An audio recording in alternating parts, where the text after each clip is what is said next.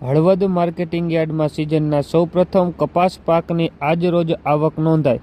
મુહૂર્તની બોલીમાં ₹7,100 પ્રતિ મણ ભાવ બોલાયા। બાબતે પ્રાપ્ત માહિતી મુજબ હળવદ પંથકમાં ખેડૂતો દ્વારા કપાસનું આગોતરું વાવેતર કરવામાં આવ્યું હોય, જે અનુસંધાને આજરોજ સોમવારે 1.5 મહિના પહેલા જ સિઝનના સૌપ્રથમ કપાસના પાકની યાર્ડમાં આવક નોંધાઈ છે, જેમાં હળવદના સાપકડા ગામના ખેડૂતના 10 મણ કપાસના સિઝનને મુહૂર્તની પ્રથમ બોલીમાં ₹7,100 પ્રતિ મણ ભાવ બોલાયા હતા।